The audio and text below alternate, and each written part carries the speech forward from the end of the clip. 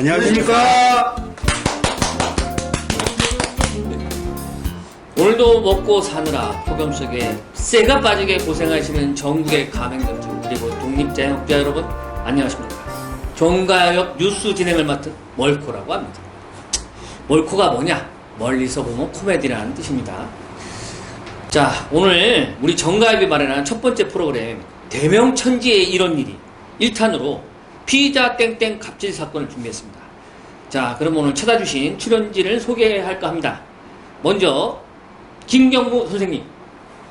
안녕하십니까. 피자 땡땡하다 홀랑 말아먹은 김경무라고 합니다. 감사합니다.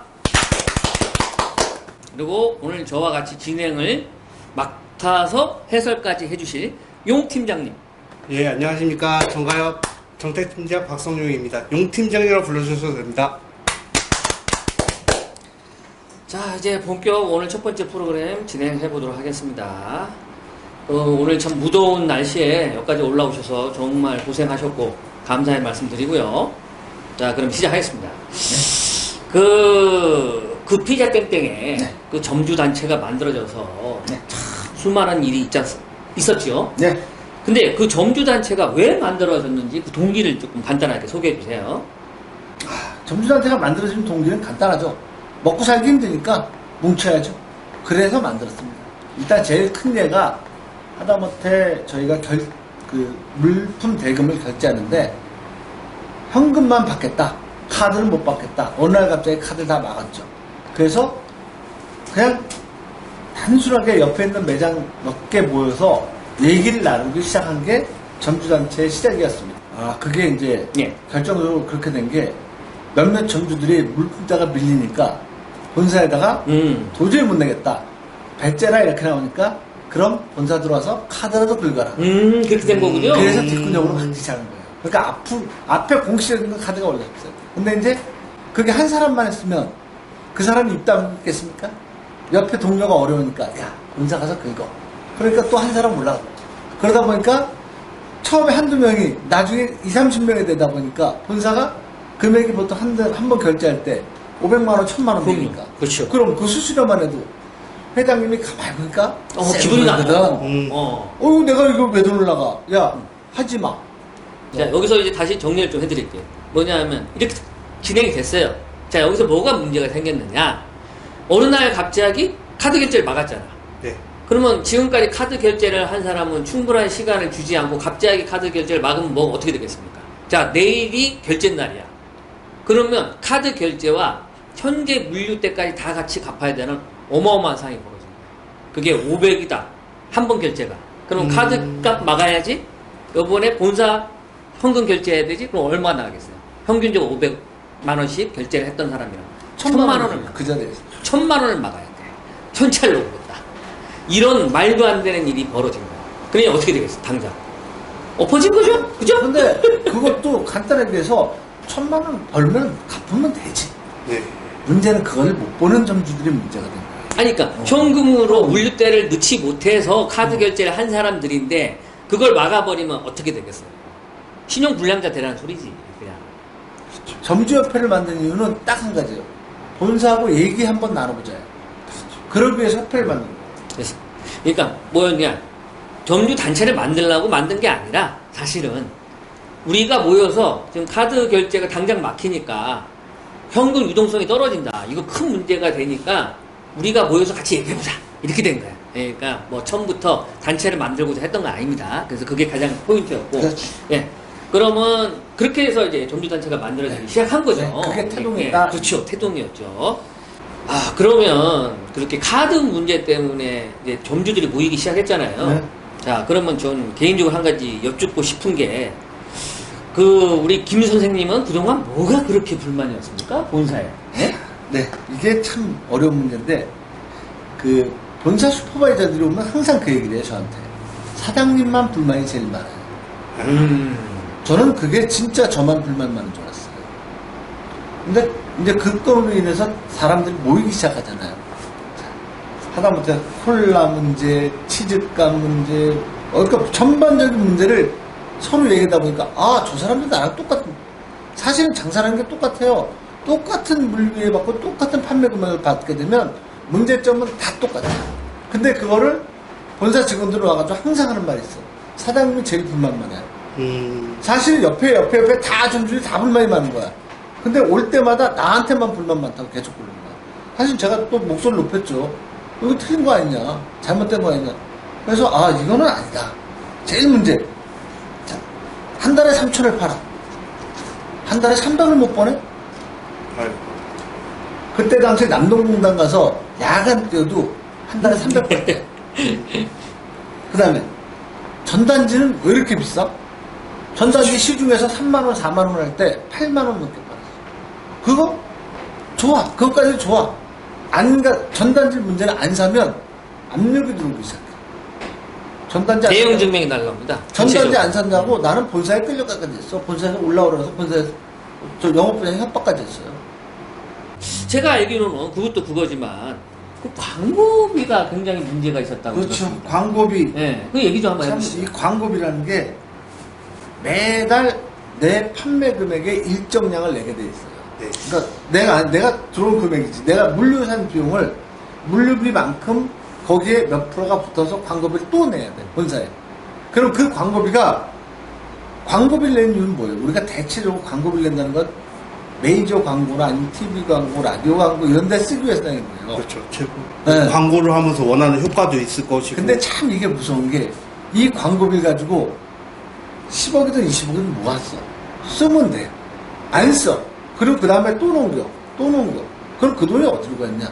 나중에 안 되면 강제로 전단지를 왕창 찍어서 쫙 뿌려. 그 전단지 회사는 아들 회사야. 아들 회사에서 아이고. 전단지를 쫙 뿌려. 그럼 누가 돈을 벌었어? 그냥 해먹은 거죠, 본사가. 돈을 누가 벌었냐 이거야. 그럼 과연 중간에 있는 우리는 그 쓰레기를 또 받아서 나는 또 할머니한테 친절하게 또 넘겨야 돼. 아이고. 지금 이 가맹 사업 같은 경우 점주들의 돈으로 광고를 때리잖아요. 그때 여기에 그 비율이 어느 정도였냐면 본사 10%, 가맹점주 90%였어요. 광고 비율이. 그럼 90%는 가맹점주의 돈이야. 그런데 우리는 그 광고가 제대로 됐는지 안 됐는지를 감사할 권리도 없고 본사가 그렇게 해야 될 의무도 없고. 그러니까 보여달라 그래도 뭘 어떻게 하냐면 그냥 들어와서 저희가 이렇게 해놓은 표 있으니까 잠깐 보세요.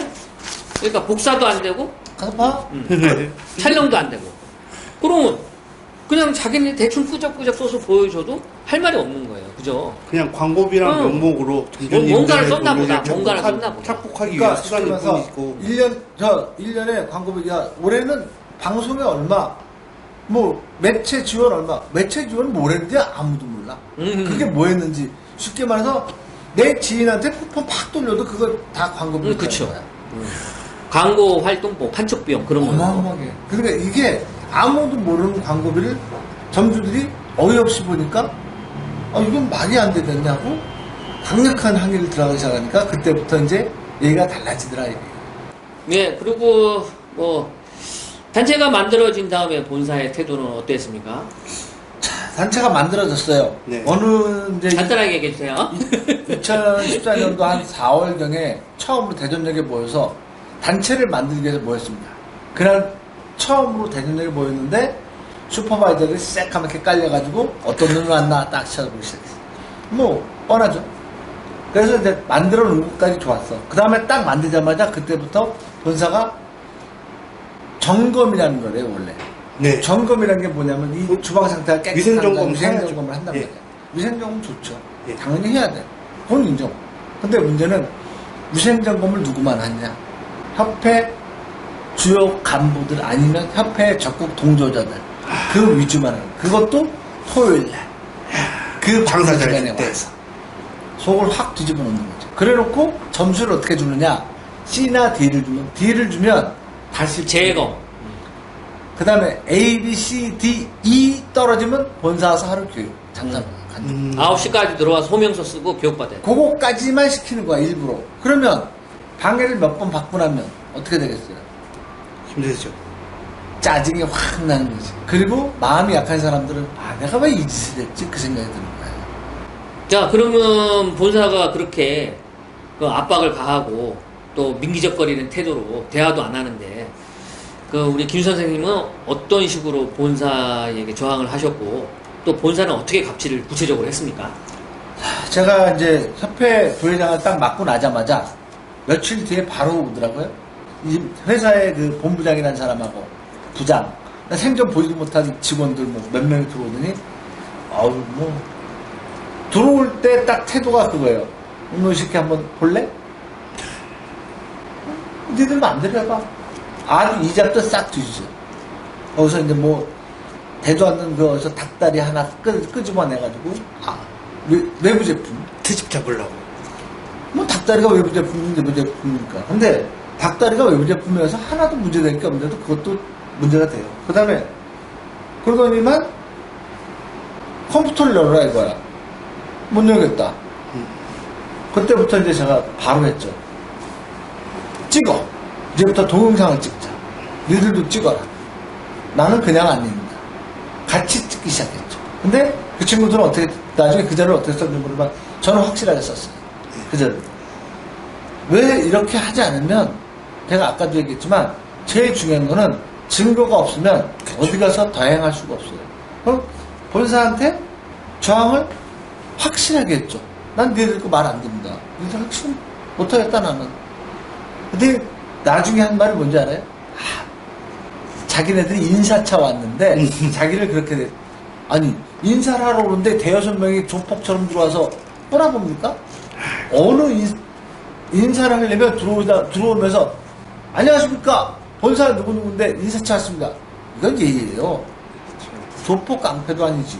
대여섯 명이 몰려 들어오면서 지들 넥타이 딱 매고 나 헬멧 쓰고 땀 뻘뻘 흘리고 피자 만들고 있는데, 그것도 배달 가고 있는데.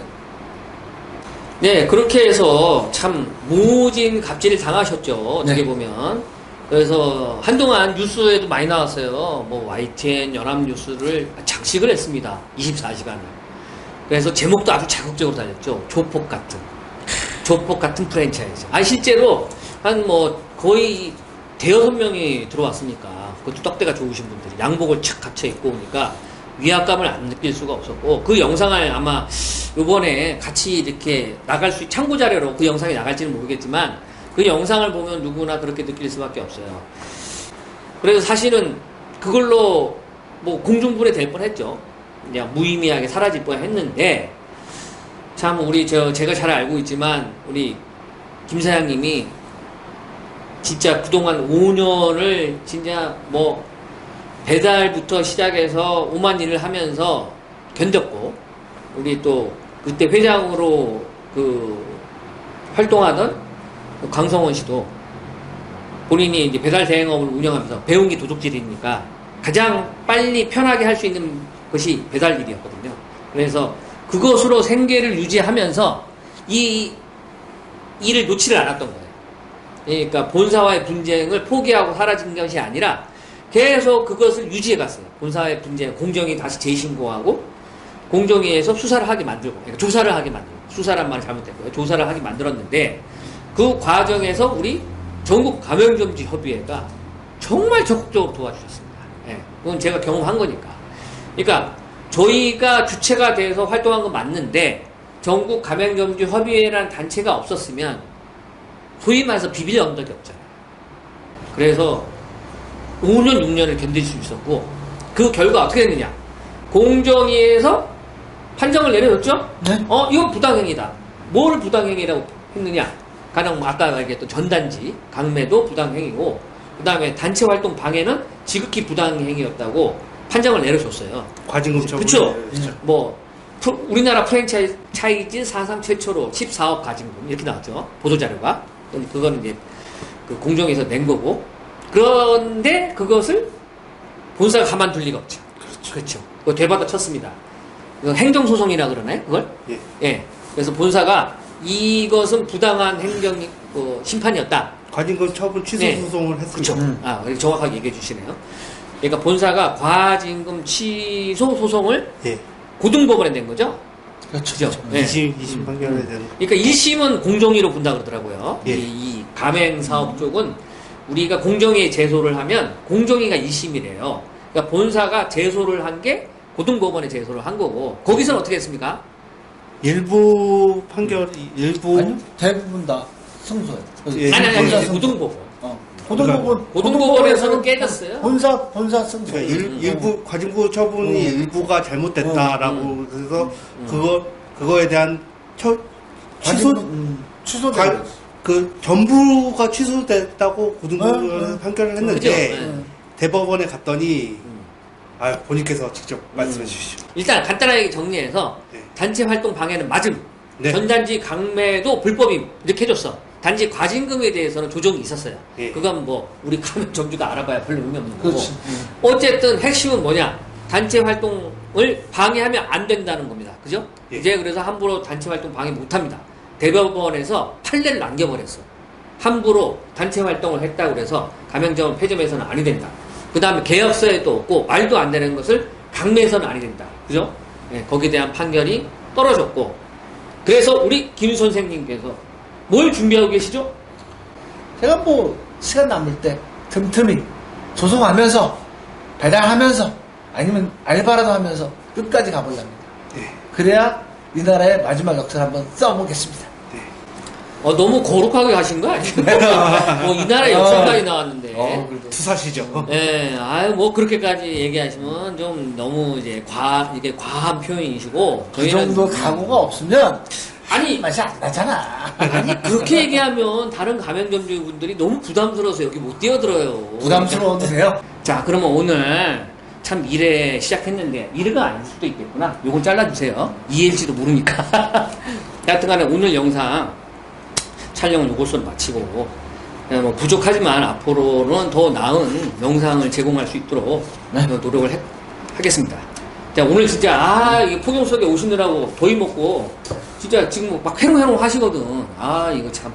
내려가실 때 조심해서 내려가시고. 네. 그러면 오늘 뭐 다 같이 인사 한번 하시죠. 예. 네, 감사합니다. 감사합니다. 네.